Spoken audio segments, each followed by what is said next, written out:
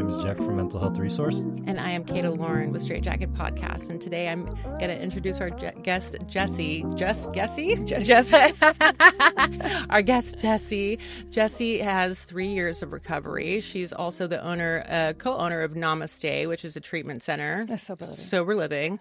And then also has a clothing line called Broken Bandit. In the I'm work. messing it up, girl. Okay. Broken Bandit, which is a really cool name. Thank you. It kind of fits you. Yeah. It's actually goes after my dog's name is Bandit. So she was like the inspiration of like the name. Oh, cute. Yeah. Do you have, what kind of dog is it? She's a husky German Shepherd. Do you have any of her on the clothing?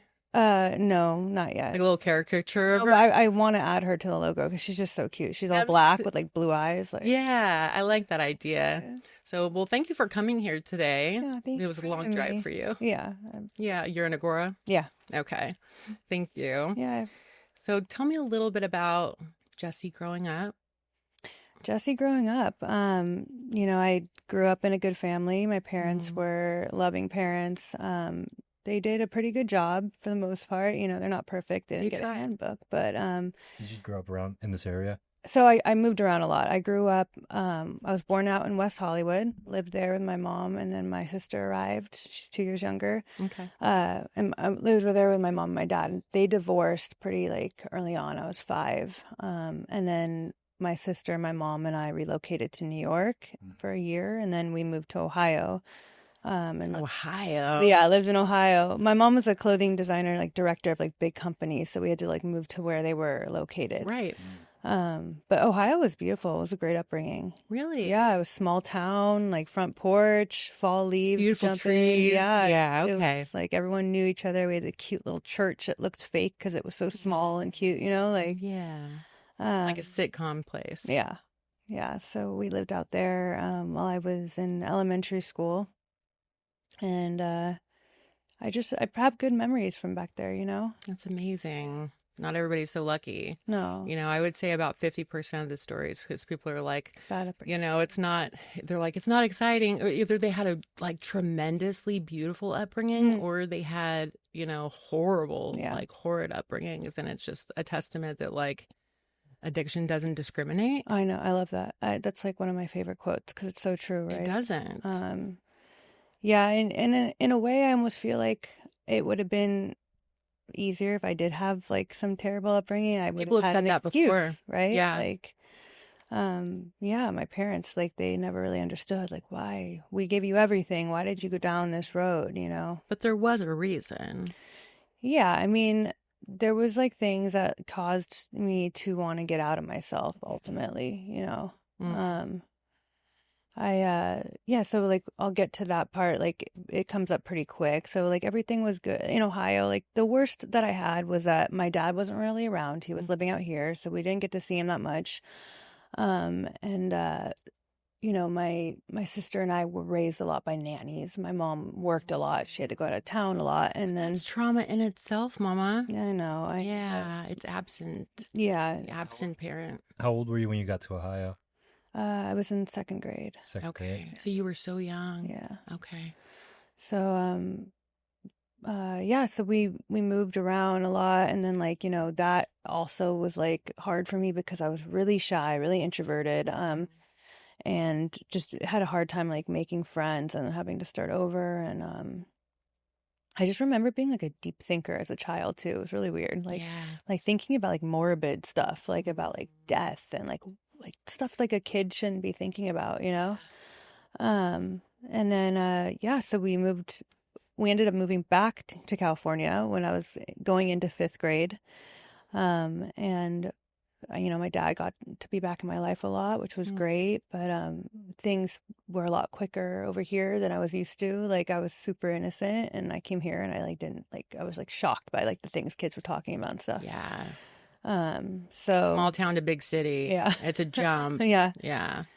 And I was in 9th grade and my grandfather passed away in our house on Christmas Eve. And it was we were getting ready to go to church. And I just remember my mom screaming for me, and my sister, she's keep her upstairs. She was younger, and I came down and I was helping her try to resuscitate him, try to elevate his legs. You know, he had a heart attack in our kitchen when we were getting ready, having dinner to go before going to like midnight mass. And I just remember like running around the house, like screaming, like it didn't feel real, you know? And then, after that, my mom got really depressed because she had lost her mom the year before, and she was close to both her parents. And so she took it really hard, and she herself was like, experiencing yeah, deep depression, like drinking a lot, taking Xanax, like suicidal ideations. Yeah. So that really took a toll on me, and I didn't really feel like I had anyone to turn to because my dad was kind of like, oh, she'll be fine, like dismissed it, you know, like, and then I couldn't talk to her about it because she was in it. So I just I wanted to escape, and that's when I started to experiment, you know. Makes sense. The impact of grief, unless you're deep grief, is probably it's an ultimate experience for a human. Yeah. For one, everybody will experience it at least once, and it is not fun. No. Yeah. I know. I like dread the day that my parents go, you know, like I always think about that. Yeah. Especially after watching my mom go through it with her parents. Yeah. And it's like a hole you don't know when you're going to get out of it. Yeah. And that's what a lot of people turn to, substances. And then you dealing like by proxy with it, you know, you turn to substances. Lead me a little bit down that path. Well, it started off with like, you know, smoking weed, and I didn't like it, but I continued to do it. Why do we do that? I don't know. Why do we do that? I swear to God, that's just everybody's story. Like I did heroin. It made me throw up, but I thought I'd try it again. You know? Yeah, I know. But with the weed, I was like, I would literally trip out, and it would not be a fun experience. And I would just be like, just anxiety. Yeah, and then I would do it again next week. And why am I doing this? Yeah, I couldn't stop. You know, and then that moved on to drinking a lot, and yeah, my friends and I in high school were just like big time like drinkers, but it wasn't like during the week. Like I kept good grades. It was just like we were like weekend warriors, you know. And then I wanted to experiment more, so I moved on to like raves and taking ecstasy and going to like these like creepy underground raves in like San Bernardino at night, you know.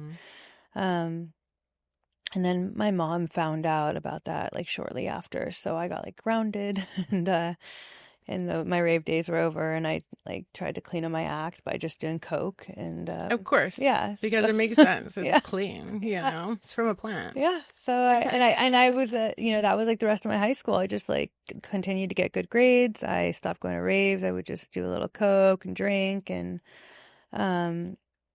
yeah, just party like that. And then it was crazy. Like the progression was so slow, but it was definitely there, you know. And I went straight to 𝐸 from high school, and I didn't really like being there. That's not the college I wanted to go to. Yeah. You know, it was in the Valley. I didn't want to be in the Valley. Do you know San Fernando Valley? I understand. Yes. Yeah. Yeah, I wanted to understand so far away from there, but I didn't. So I stayed there, and I was just hanging out with like older people that would just like to go to clubs on the weekend, bottle service and all that. And you know, it's funny, even then, like I would try to like stop myself from like drinking and doing coke for periods of time to like be healthy and just work out, and, right? You know, and like green juice. Yeah. And then I ended up I would go up to Mammoth a lot. I was a big snowboarder. Ever since I was in middle school, I was a snowboarder. And my friends that lived up there, they were smoking oxys one time. And I was like, what's that? You know, let me try that. Yeah. And then I got hooked to that. Yeah, then you threw up, and then you had to do it again. And I got back here, you know, I remember coming back from Mammoth, and I was like, I need to find more of those. And I ended up getting a dirty doctor and getting prescribed like 300 oxys a month and a whole other spiel of pills, you know. And I just continued to do that. I flew under the radar for a while, you know. My parents didn't really see anything going on. I ended up going to study abroad for a month in Rome. And that was when I finally like noticed I had a problem because I wanted to leave everything behind. I was like, I'm just going to go to Rome. I'm going to study. I'm going to like have a new experience. I don't want to bring these pills with me. And I left them, and then I went into cold turkey detox. And I was like, what is happening? You know, it was terrible. And then the insanity of the addiction started to play out. I was like, just going through, like, I was fiending. I'm like, what can I do out here? Right. Like, I'm in a foreign country. Like, I need to find something. I tried going to the hospital. I tried to like smoke codeine, like they had codeine over the counter. Like, I tried to like smoke it off foil.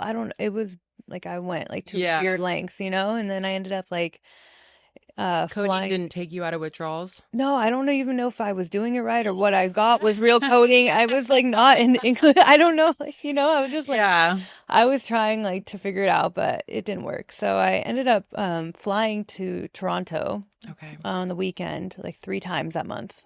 I was like dating this guy that lived out there. It was like a weird long distance thing, but they still had like Oxy 80s out there at the time. So I would go and I would just have enough money to get like a few, and I'd come back and then I'd go through withdrawal all over again. And it was just like, I didn't even make it to my classes. I ended up not completing them, and I just toured like the city and drank and, you know, did pills when I had them. Yeah. And then I got back and my parents were like, okay, there's something going on. Right. Yeah. So I got sent to rehab. That was the first time. It was in 2009. Involuntarily. Yeah. I mean, I went because I wanted to make them happy. Yeah. I most of the time I went to rehab, it was always for them, not for me. I didn't really want to go, you know. I was in the beginning. I hadn't like reached rock bottom yet. Yeah. You know. So I went, I did 30 days, got out, got drunk with like one of the techs that worked there. Absolutely. Yeah. Yeah. And then I ended up relapse. Was it a guy? Yeah. Yeah. Of course. Right. Like, yeah, I think he got fired. Poor guy. But I was like, you know, well, whose idea was it? Yeah, it was more me, you know. I was very manipulative at that time, but what happened next? So so my mom is now living back east again because she's for work again. She had to move, and I'm visiting her. And this was like shortly after I got out of that first rehab, and I had a friend that lived out there, and she's like, "Come, I'm having like a birthday party. Come meet us in Manhattan." So I went and met them on their party bus, and I got drunk, and then I was like, I need to go get oxys again, you know. It just started it all over again. But instead of getting oxys this time, I was like, I want to get heroin. I heard about it in rehab. Like, everyone was talking about it. Seems better. Yeah, that's right. It's the real stuff. Yeah. Yeah. And I just went on this crazy mission to find it, and, you know. How easy was it to find? I had to like hunt down some guys off Craigslist that was selling oxys, and then I asked them if they could get it, and they're like, no, we don't deal with that. Right. But you can find it on this street over there. And so I ended up like, there was like some cab driver that wasn't really a cab driver, you know, going around, and he helped me like go get the dope, and he took me to Walgreens to get syringes, and then he like got me a hotel room, and then I did it. I looked it up like on Hell's Gate. Yeah, it was like everything was like, here you go. You know, and that's when you're a young, pretty girl. So I ended up like Googling directions on how to, you know, use IV. And I did that too. Really? Yep, that's me. Oh my goodness. And I still did it wrong. Oh, you did? Yeah. I didn't. I did it right, but I like blew a vein out. Yeah, I didn't take the tie off. Oh. Yeah. I didn't know that part. Yeah, I just like went and I was like, I don't know what's wrong. I don't know. That is hilarious. I've never met anyone else that actually looked it up. I Googled it. Yeah. Yeah. Crazy. I was like, well, somebody did it for me for the first time and it like didn't work. And then I was like, no, do it for real, because they didn't want me to die. So they just did a little bit, and I'm like, do it again. And they're like, no, I feel like I shouldn't have done that, because I was like fiending immediately, you know. And I was like, fine, fuck you. And I like went to CVS, and I like went home, Googled it, and did it myself. Yeah. And then it was off to the races. But yeah, go ahead. Never need anyone else again. Yeah. Yeah. So I'm like, I know like God was like watching out for me that day. Because I mean, here I am doing that with China White. Like, I don't have any tolerance at this point, you know? And I ended up throwing up everywhere. Yeah. Like could not stop vomiting for like days. Yep. Yeah. Been there. It was terrible. But still, I'm like, still did it. Yeah. Yeah. Isn't that crazy? In between vomits. Yeah. It's like, in between I purges. can't drink water, like, or anything, and I'll be okay. Right. So how quick was the progression from, I guess, oxy-80s to heroin? How long was that time frame? How long did it take to go Couple years. Yeah, I think it was a couple years because I had that doctor for a little while, and then when I got out of rehab, my dad started a lawsuit against him with like other families. So that took away my doctor. I'm like, yeah, damn it, So that I think that was another reason why I ended up just saying, fuck it, I'll do heroin, because I couldn't get the pills anymore. Can't sue a heroin dealer. Yeah. I mean, you can, I'm sure, but you know what I mean. So you're in a hotel with a taxi driver. You Googled it. Yeah, he ended up leaving after he saw me throwing up. So that, yeah, I was like, good, go. It was some weird guy, but yeah. And then I tried my best to like keep myself together when I went back to my mom's, and she didn't notice. And then I went back home, and yeah, that began my heroin career. And then I quickly lost everything though. Once it moved to heroin, like IV, and then I started doing meth, also IV, it was just like you're like a crazy person. Yep. Yeah. You're completely insane. You're a burn. Nobody wants you at their house. No. You're not showing up at 3 a.m. in a Like, holy blanket, like fucking knocking on the dealer's door, like, let me in. Yeah, and you don't look good anymore. It's No.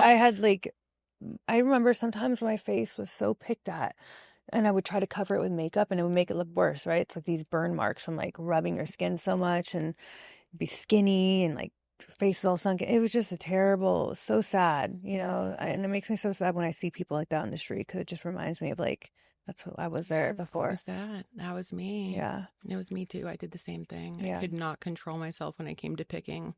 Like, it's something like... And it's so shameful too. It's so shameful. Yeah. Yeah.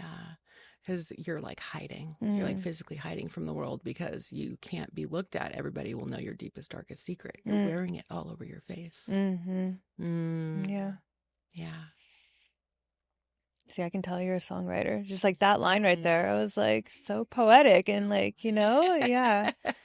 Yeah, so I ended up like getting kicked out of my house, and it was very inconsistent ever since then. Like I was just like, I'd be living at a boyfriend's house, or then I'd be living at the stranger's house, and then I'd be living in U-Hauls and cars and motels. It was always traveling, always like bringing my stuff everywhere. It was just not a way to live. And you're a wanderer. Yeah, and then I would go to rehab a lot to take a break, and also to like appease my parents. And I would really try. When I got there, I'd really put my all into it. But then like, it's weird, like 2 weeks and I'm like done, and I'm like, I can't stay here anymore. And I would jump out windows like all dramatically, like to escape. The treatment people were like, the door's open, you can just walk out. Walk out, yeah. But I didn't want to deal with them like trying to stop me, you know, because I felt like so ashamed.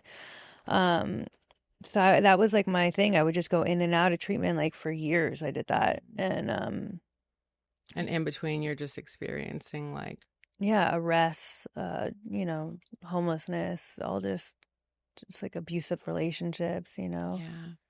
How did you survive on the streets?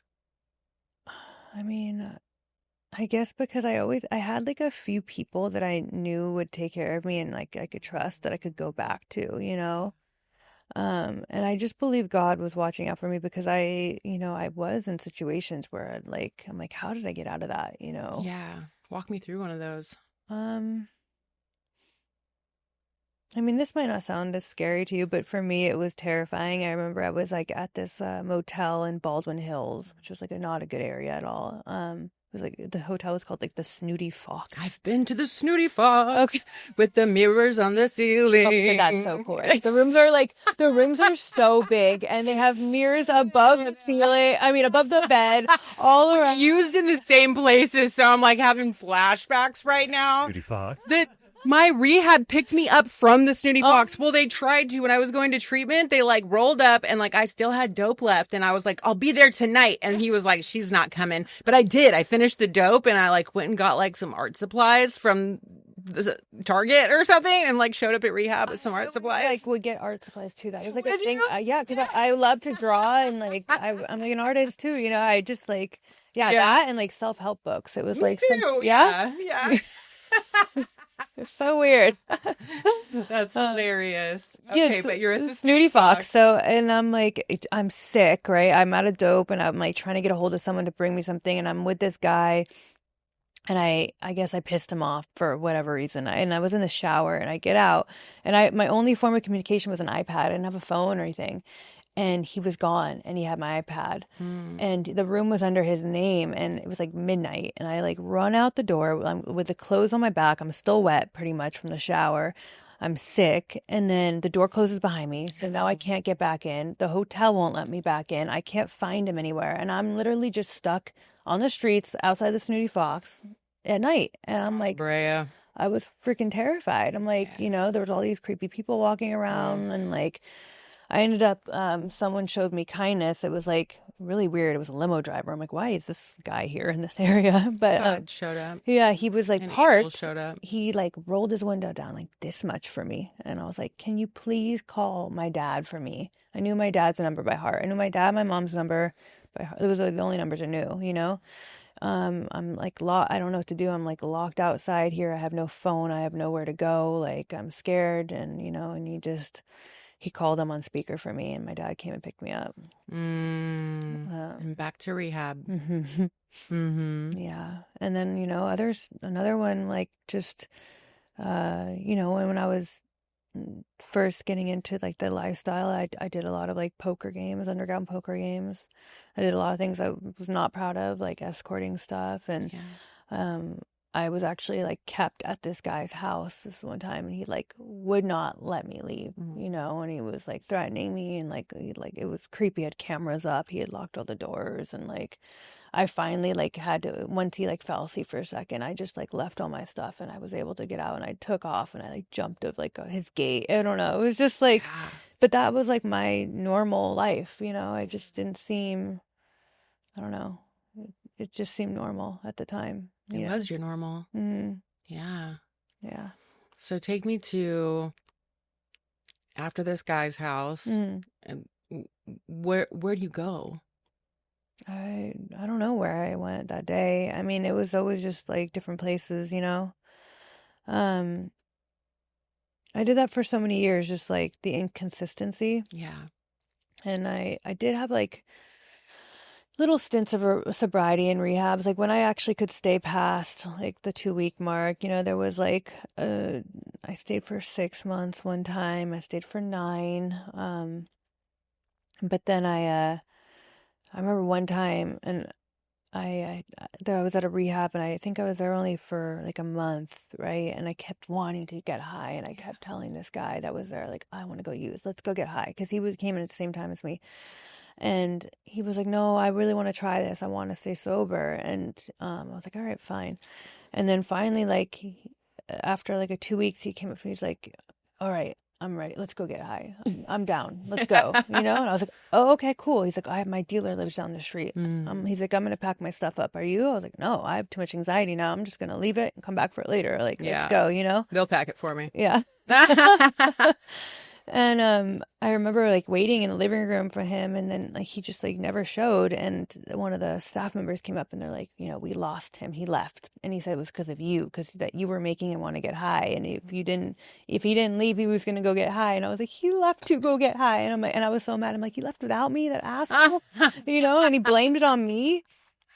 And so I remember, like, I was so, like, just like, fuck him, fuck this place. I just walked out the front door and ended up hitchhiking, like, to Simi Valley, and, like... From where? From Thousand Oaks. Oh, okay. I'm all, Jesus. No. I thought you were, like, out here. But still, hitchhiking in the 2000s, yeah, you know, it's not, like, common. Yeah, you know? I know. Yeah. I did that a lot, actually, like, that was like another thing. I'm like, I always got weird people that picked me up, but I was somehow like, okay. Yeah. So I got to Simi Valley, and I remember writing that guy a letter or a messenger. And I'm like, you know, fuck you, blah, blah, blah, blah. And he never. A Dear John, I am. Yeah. he never opened it, right? And I was like, that's so weird. Like, what? Oh no. Flash forward a year goes by, and I'm going back to this treatment center, and they were like salty with me, and they're like, ever since last year, with what happened with him. I don't want to say his name for privacy, but like, and I'm like, what are you talking about? They're like, oh, he died that day. He died when he left. He like literally went to his dealer's house and died immediately. And I was supposed to be with him. And then like that haunted me because I'm like, it played out so many ways in my head. I'm like, if I hadn't kept saying, let's go get high, and like triggering him to want to go use, like, I don't know, the shame and guilt from that. I know he was his own person. He made his own decision, but it's still like I felt responsible in that sense. I understand that. And it just like, I didn't want to go back to rehab again after that. I just stayed out as long as I could after that, Carrying that. Yeah. Well, I'm here to tell you today that nobody can get anybody high and nobody can get anybody sober. Yeah. And I hope that you know that, and I hope that you can see that your higher power, God, was the reason why you didn't go with him. Yeah. Because that might have been your same fate that day. So flip that a little bit. Look at it a little bit differently, because I've had similar situations, and while it's easy to take the blame, and like, especially when we're using, right, because then it gives us an excuse to use. Yeah. And it allows us like that room to do what we actually want to do in the first place, but the fact of the matter is there was probably a spiritual barrier there so that you wouldn't die too. Yeah. Yeah. It's crazy. Yeah. Yeah. So after that, I just kept using. I, ended up like getting back together with like an ex, and we would use together. And this was like kind of towards the end of like my using. Yeah. So like most of the time it was always a struggle, right? And I would always think like it's because I'm homeless, or it's because I don't have money, or it's because I don't have a hustle, and everything but the drugs. Yeah, everything but the drugs, because like I made good money when I was doing the poker and the escorting, but I couldn't do that for very long. I mean, it was like torturous to my soul. So how like, did you get involved in that to begin with? I don't even know. Some like guy that I used to go to the clubs with, like, was a poker player. He brought me to the game, and then they were like, oh, can you host these games? And I got really good at it. And then I was always good at networking. Even like today I do it for like a treatment center, like a business development. But it was funny because back then I was good at it too. And I'm like, bringing different players to different games. I would make commission. And then I ended up like helping run a game for a short while. It was just like, it was like that movie Molly's Game, but like on a smaller scale. Yeah. So I really enjoyed that aspect. But then, I saw the opportunity to make more money like on the side through that. So I took that opportunity, and but I couldn't do it for very long. I mean, I did for years, but after a while I was like, this is too much. Soul rot. Yeah. So I ended up just then I didn't have like a hustle for a while. I would be like stealing receipts and like returning items off them. Bottom Like of the barrel. Yeah, like the worst, right? So but finally, like towards the end, I ended up like getting really good at like, it's terrible, but it was like fraud, and that was where I was able to make Was a lot it credit cards? It was everything. Yeah. Yeah. I mean, I would go into banks. I would do like the most. I would just check fraud and yeah. So did you ever get caught? I did. So that's Yeah. I got caught a few times. I have like identity theft on my record a few times, and then, but I would always get out of it. I'd get rehab. I would go. The longest I ever been to jail was 2 months. And then I ended up getting like this beautiful apartment in Marina Del Rey and living out there with my ex, and we have a brand new puppy, and I got like a nice car. I had like a Hellcat, and I was like, this is the life. I got everything I want. I'm never sick. I'm shopping every day. Like.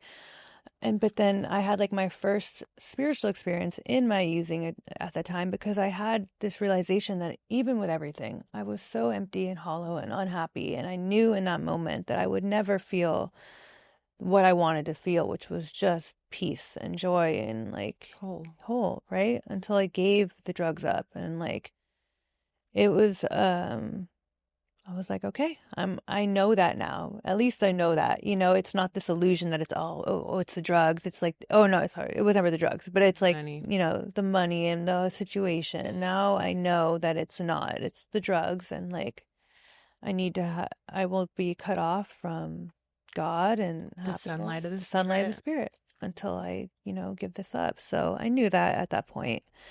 And then I got arrested again shortly after that. We lost that apartment after like a year and a half. And now we're living back in the valley again, like a trap house. And I went to go get Riggs at Walgreens, and I was sick. I was like, I didn't have any dope. It was getting delivered, so I was like, okay, I gotta go get the Riggs, prepare, And I remember I got them, and then I like pulled my car over in the parking lot for a second, and I didn't park in a legal way, and my car looked very suspicious. It was like I'm like, why did I do that? It was a Hellcat, and it was all blacked out. The windows, the front windshield, the lights, like it was just like looked. The lights. Yes, looked like go to jail. Yeah. So yeah, these cops like pulled in. And they like pulled in front of me, and because I was like backed into a spot at this point, and they turned their lights on, and I'm like, nope. And I turned my car on, and I just drove around them and just like took off. And no, yeah. Wow. I mean, it was like the worst decision, but it ended up like putting me on this trajectory of getting sober, but so high speed chase. Yeah, high speed chase, but it was like not a big elaborate. It was like 3-minute thing. 3 minutes is a long time. I mean, chased by the police. I mean, I turned down like a dead end, and I still didn't want to stop. I almost hit the cop when I turned around in the dead end, and I just was like, sorry. I just kept. You apologized. I'm like, I literally looked at him. I went, sorry. Like, oh my God. And then. The drugs made me do it. Oh my God, that's hilarious. And then and I swear every street I looked down, there was like another cop. I'm like, holy fuck, and then I pulled down another street, and it was a dead end again, and I was like, not again. But they were not behind me anymore at this point, so I'm like, okay, I'm gonna pull into someone's driveway. I couldn't see my car when you pull in, so I pulled in real quick, and I jumped out of the car. And usually I'm pretty good with not keeping paraphernalia out, but like we had just moved, and my car was like packed with everything you could think of illegal, like all the fraud stuff, bolt cutters, like 4 different kinds, and like mailbox keys, and just like the works, like a ring of keys, mailbox keys. Yeah, it was so bad. I'm like, but I took what I could. It was like box of like IDs and cards, and I like got out, and I'm like, oh, they're not here, and I threw it in the people's trash can outside. Yeah. But I look up, and there was a helicopter hovering, and I'm like, okay, well, this is not gonna last long. And just saw me do that. Well, so I don't know if they saw, but I ended up getting told on by the neighbors that I parked in their driveway. They had cameras, and they told the cops. So I like walked. And I'm like walking, and then they start pulling down the street, and they're like, stop or I'll take you down. And I'm like, it's not, what do you mean? It ain't me. Yeah, I'm just walking, I had like ice cream all over me because I had ice cream in the car that spilled. Oh, and no. It was a mess. So yeah. And then I asked if I could get off with a warning because I'm like, I didn't have a license, and I freaked out, Was that when you did the 2 months? No. I got bailed out right Okay. away. Yeah, I got bailed out. And I went back to court. And at first, it was just like an evading charge. And I was like, that's not right. What about everything else in the car, And then I went back a few months later for my second one, and it was 18 felonies. And so they, it just went into like a spiral. I was like, oh, fuck this. I'm going to keep using. Like, I'm going to end up going to prison. But, right. And I ended up continuing to use. I got in trouble again while I was out in bail, trying to get another car out in San Bernardino. Got arrested, got bailed out again. Went back to court for the first case, and they were like, we're going to arrest you because you're a danger to the public. You obviously can't stop what you're doing, Right. And that was like when I've talked about this before, where I really feel like I made the decision to start to change my life, because in that moment I was like, I'm not going into court then. Once my attorney was like, they're going to remand you when you go in. I was like, no, I'm not going in then. I'm not going to be sick in jail. And like, no. And my dad just looked so desperate. Like when I saw his face, like, please don't run. Like, please don't do this again to us, So it like makes me want to cry, because it was just, I remember like the desperation. And I was like, all right, I'll go in. And I surrendered. Like, I was like, I'm just going to go, and whatever happens, happens. So I went in, and then they gave me house arrest. They didn't remand me. So like, thank God I didn't run. Right.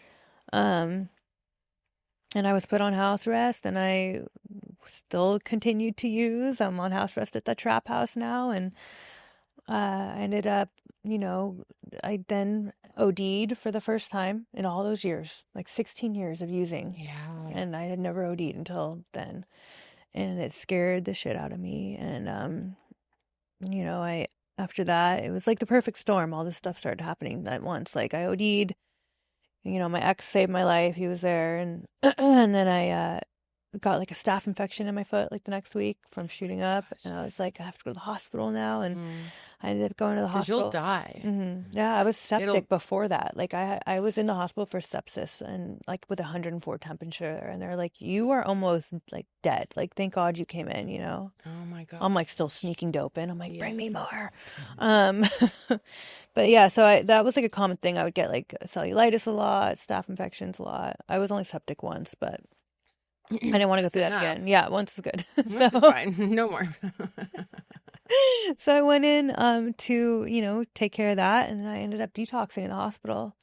They gave me like Suboxone in the hospital and like let me stay there and detox me there. And then, yeah, it was weird. I didn't go to detox like the traditional way the last time, and I ended up just going to moving in with my mom after. She let me move in with her.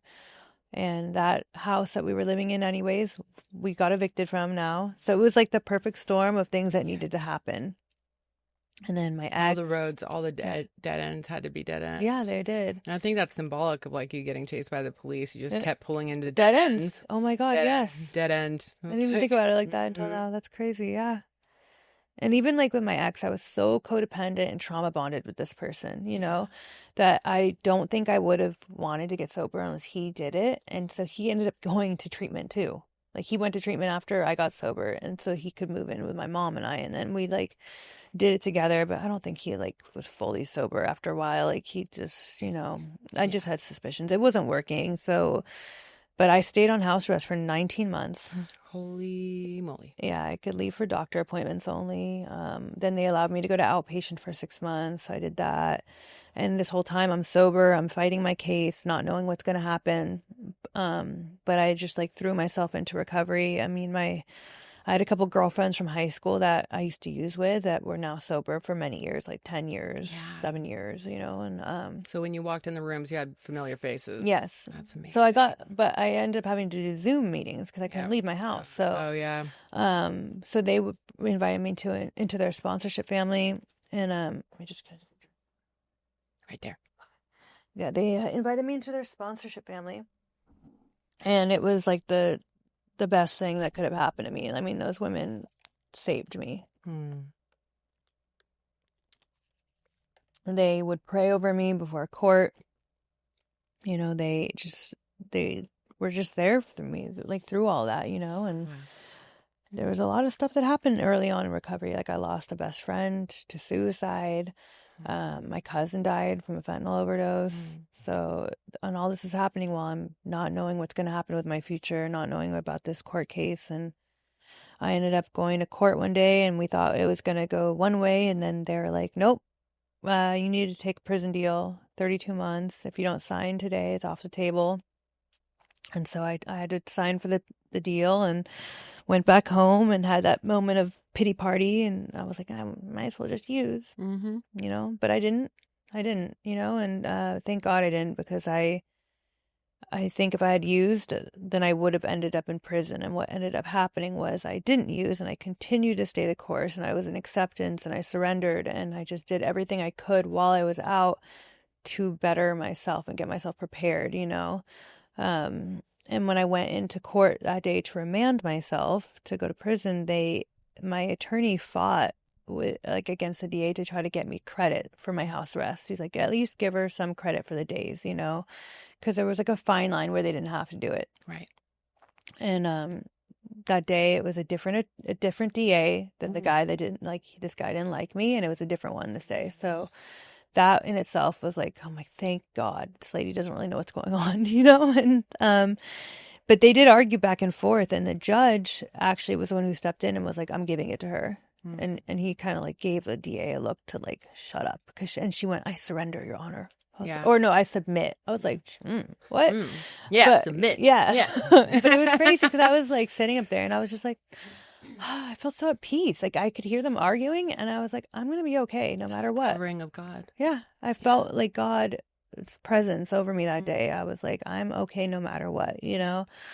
And then they ended up giving me the credits and they calculated it up and they're like, okay, it gives you overtime served. So I didn't.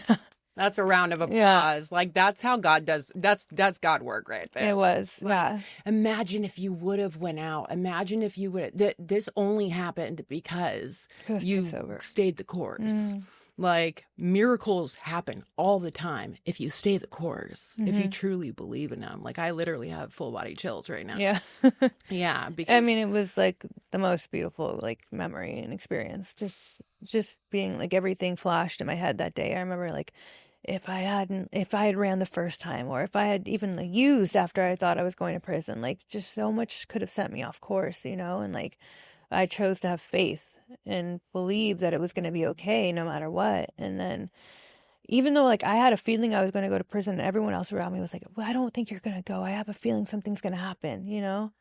a miracle's going to happen. Yeah. And it did. Yeah. And I just remember my mom sobbing with relief in the background and like, that makes me emotional. Yeah, I know. And I like turned and like see my dad and he like winks at me and I was just like, it was just like the best feeling ever, you know? And I walked out and they took my ankle monitor off and I'm like, I'm free. Yeah, I'm like, I'm free. No prison, no ankle monitor. Like, what am I doing next? You know? And it was scary at the same time because I'm like, I have all this freedom now. What now? You know? And you do exactly what you'd been doing. yeah. And that's what I did. And then I ended up like, so that was in November. And then November 2022, in February 2023, my partners and I opened up Namaste Sober Living. So everything happened really fast, you know.